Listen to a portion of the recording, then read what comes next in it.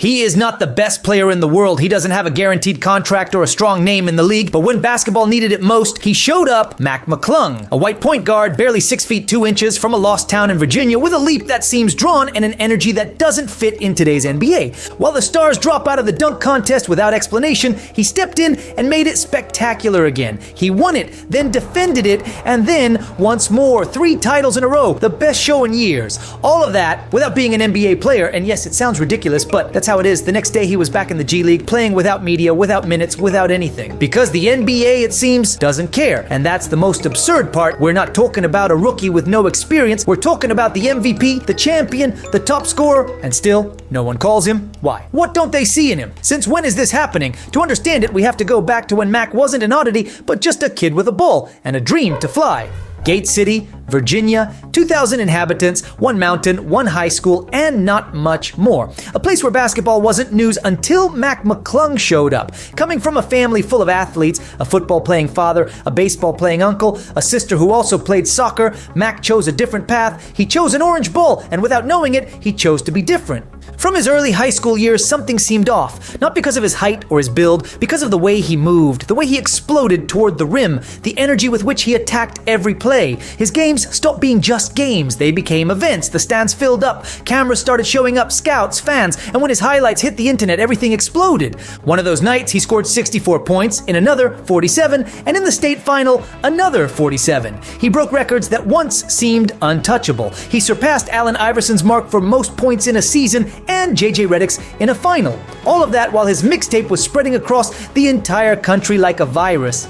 But there was one night that changed his fate. In his senior debut, after scoring 47 points, someone special was watching. Patrick Ewing, the former NBA player, Knicks legend, and Georgetown coach. That performance was enough for him to want Mac on his team. He recruited him right then and there, and with that signature, Mac sealed his jump to the big leagues. Gate City, that little forgotten town, suddenly had the most watched player in the country. But even though the clips were getting millions of views and his name was starting to gain attention, the respect wasn't coming in the same proportion. In the system's eyes, he was still the white kid who can jump, the one who entertains, the one who makes mixtapes, nothing more. And that, even though no one was saying it yet, already marked the path he was going to follow. To anyone who had seen him in action, Mac was a clear prospect. But when the official rankings came out, the story was different. He wasn't invited to the McDonald's All-American. He didn't appear in ESPN's Top 100, not even in the Top 200. They placed him at number 233 in the country. 233? It was absurd. And even with everything against him, the rankings, the prejudice, someone saw him for what he really was. A big university, a big name, a door that opened, and he didn't waste it. He knew he wasn't going to make it through the shortcuts others had. His path was going to be a fight, and in that moment, it truly began. His arrival in college basketball marked a new chapter. It was no longer enough to dunk or go viral. Now he had to maintain the level in a more demanding environment against bigger, stronger, more polished players. And that's when the fairy tale started to turn darker. Not because he played badly, but because once again, no one wanted to see him for what he was. His first year at Georgetown was solid. He didn't blow everything up, but he didn't hide either. He averaged 13.1 points per game, was the top scoring freshman in his conference, and had performances like a 38-point night against Little Rock that raised eyebrows. But when you looked at the numbers closely, doubts started to surface. 39% from the field, 27% from 3, few assists, many turnovers. He wasn't a cerebral point guard, he was a pure scorer, the typical combo guard who plays on impulse, not by the book, and in college basketball that doesn't always go over well. In that first year, he was given some leeway. He was seen as a long-term project, a player who could explode if he learned to control his chaos. But the pressure was there, because with his name already big on social media and all eyes on him, people expected a real leap. And in his second year, some of that happened. He raised his average to 15.7 points. He looked more mature, stronger, more focused. He was no longer just a highlight. He was starting to understand when to pass, when to stop, when to shoot. But just when everything seemed to be falling into place, he got injured. A poorly timed injury at the worst moment. He was out for several weeks, and when he came back, he wasn't the same. When it wasn't just physical, it was mental. He returned more cautious, more inconsistent, and with that, the doubts came back too. People stopped talking about potential and started talking about ceiling. The implicit verdict was clear. What you see is what you get. Not much more. He wasn't long. He wasn't versatile. He didn't fit into that modern idea of a moldable player. And in that context, his style, Explosive, direct, rough, didn't win anyone over. And just like that, quietly, he started to fall off the radar.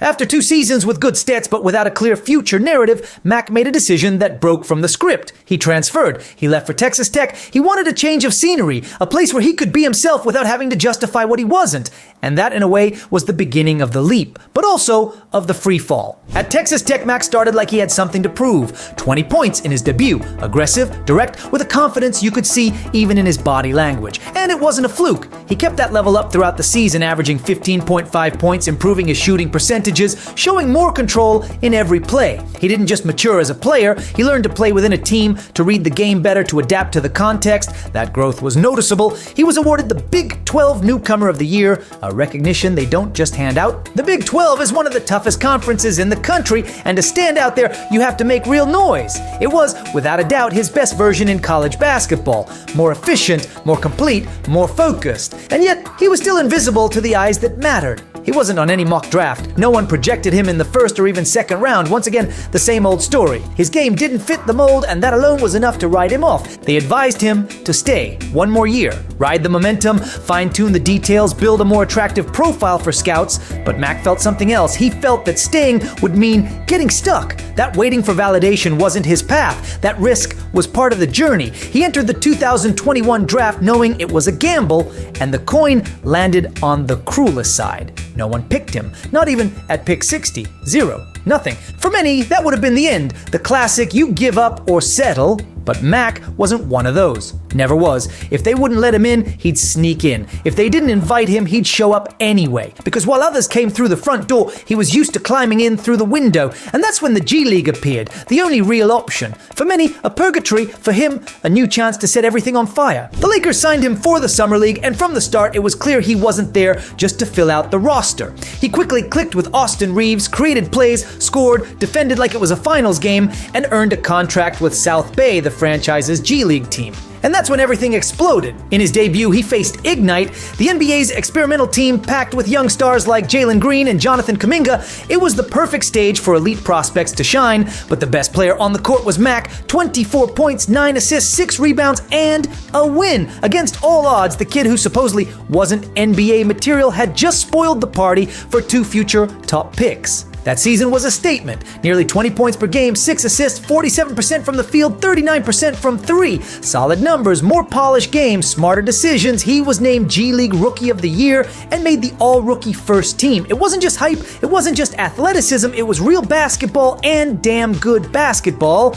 He even made his official NBA debut, 20 minutes with the Lakers in a late-season game against Denver. He had a couple of nice plays, a dunk that made the highlight reels, and that was it. He was traded to Chicago where he played 2 minutes, literally 2, as if everything before that had meant nothing. But he didn't give up. The following year, he joined the Warriors' Summer League squad. And once again, he stood out. More controlled, less obsessed with scoring, he was distributing, reading the pace better. They signed him and cut him before the season started. Once again, the same cycle. Then came the G League opportunity with the Sixers. The Delaware Bluecoats, and there, McClung became flat-out unstoppable. He averaged nearly 20 points per game, 5 assists, and led the team to the finals. He was a leader in every sense, a player who made a difference every night, but he was still stuck with the label of almost NBA. He debuted with the Lakers, 20 minutes against Denver, a huge dunk. Then he was traded to Chicago, 2 minutes on the court, Summer League with the Warriors, starting point guard, once again a standout, and they cut him before the season even started. He had already lived all of that.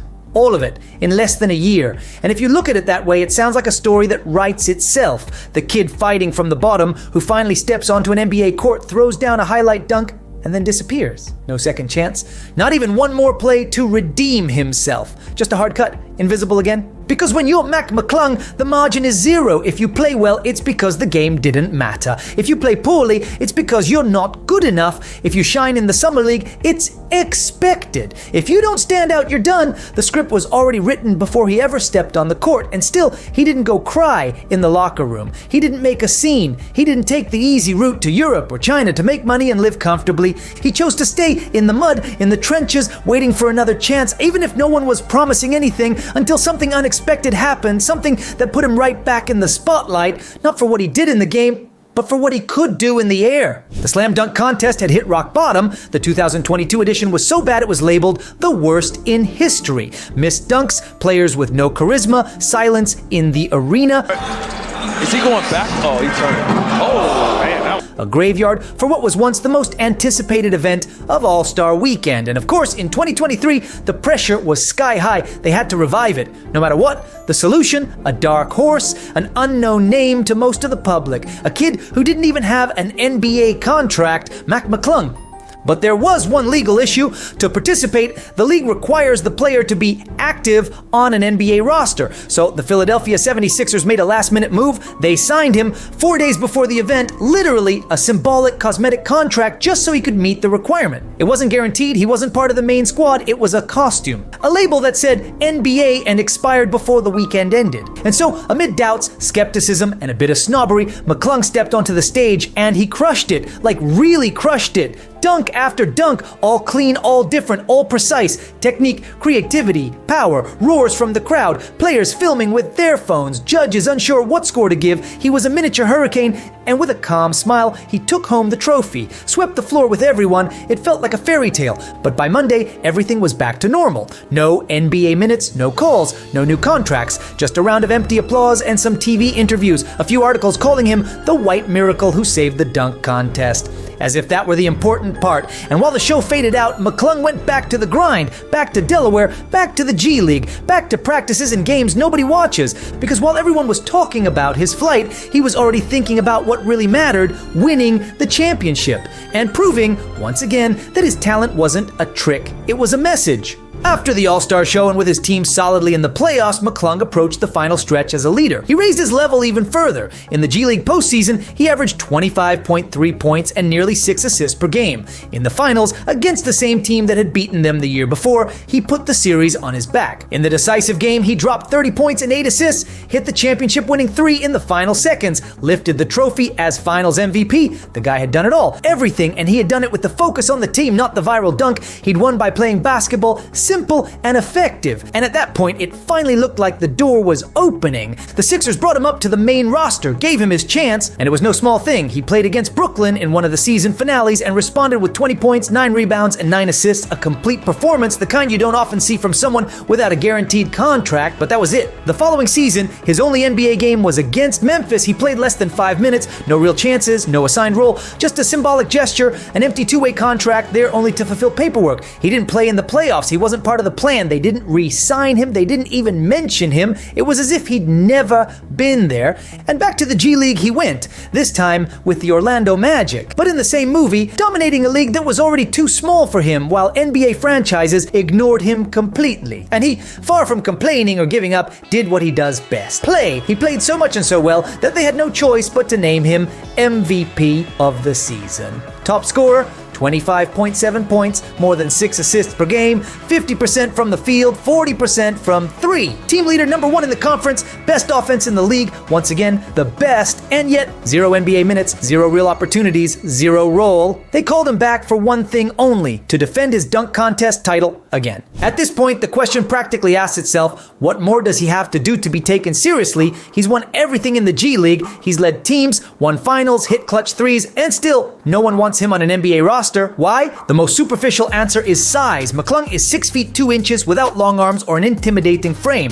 By today's standards, that's almost a structural disadvantage. The league is obsessed with the perfect combo. 6'6" players who switch on defense, shoot threes, handle the ball, and run in transition. The mold is already built, and McClung doesn't fit it. He doesn't have the body, the length, the prototype. But if the problem were only physical, how do you explain guys even shorter who found their place? How do you explain that at his position, backup point guard, combo guard, spark plug, there are real gaps on dozens of teams who choose to fill them with names that bring no impact? What is it that keeps him out? The real answer is murkier. It's mindset, style, DNA. McClung plays with a different logic. He's unpredictable, creative, uncomfortable for the system. He's not the obedient point guard who runs plays like a robot. He makes his own decisions, takes risks, breaks patterns. He has that rebelliousness that can win you a game, but that same rebelliousness unsettles coaches who want full control from the bench. And in a league where non-stars are expected to be cogs in a machine, McClung seems determined to write his own script, and that doesn't get forgiven easily. On top of that, he carries a ridiculous stigma, the dunker label, as if his value were a carnival trick, a viral stunt, nothing more. That narrative that he's just a showman has stuck, when in reality, the truth is very different. People think he's dunking all the time, but this past season, he dunked once, one single time. Everything else was real basketball, reads, tempo, pick and roll, floaters, assists, clutch shots, but that doesn't fit into a YouTube thumbnail. They see him as the guy who entertains, not the guy who competes. And that perception, as unfair as it is, keeps shutting the door. They don't try him as a backup guard. They don't give him real minutes. They don't give him a stretch of games to see if he fits in. So the cycle repeats itself. He doesn't play because he's not NBA. And he's not NBA because he doesn't play. A self-fulfilling prophecy that keeps him on the bench, or worse, forgotten. The guy who's done the most to prove he deserves a shot remains the most ignored. He's 26 years old. He spent years waiting for a real opportunity, and it's not like he's declining. Quite the opposite. He's still dominating, still improving, but he's already hit the ceiling in the G League. There are no more steps to climb there. He's won it all, proven it all, and the NBA still hasn't picked up the phone. So what does he do? The logical option is to leave, cross the Atlantic, follow the path of so many others the system gave up on too early. Shane Larkin, Mike James, Kendrick Nunn, guys who got tired of waiting for a seat at the table and decided to build their own banquet in Europe, where minutes aren't begged for and where a player like McClung can be a star, not just viral content. The other option is to stay, bet on himself one more time, keep dominating the G League, and accept that once a year, they'll call him to save the dunk contest. Because yes, history is calling too. McClung has already won the slam dunk contest 3 times, and not just any 3. Only Nate Robinson has done the same, not Vince Carter, not Levine, not Gordon, no one. If he wins a 4th edition, he becomes the most decorated dunker in the history of the event. The undisputed king of a show that was dead and that he brought back to life with his body, his airtime, and his fire. He could become a legend, but of a spectacle that doesn't give him what he wants most, to play. So the question is it worth continuing to wait for the validation of a league that has already chosen not to see him? Or has the time come to play for himself? No more asking for permission. There's no easy answer, but one thing is clear, McClung can't stay on pause any longer. Sometimes talent doesn't disappear, it just gets stuck in the wrong place. McClung did everything right. He broke records, won titles, sent arenas into a frenzy, but in a league obsessed with fitting pieces together, he's a lightning bolt that doesn't fit any mold, too good for the G League, too different for the NBA, and while the numbers speak, the awards pile up and the internet cheers him on, NBA franchises keep choosing to look the other way. So the question is no longer whether he's ready, the question is whether modern basketball is willing to embrace a guy who plays how he wants, not how he's expected to. Drop your thoughts in the comment section. This was Hoop Secrets, and I'll see you next time.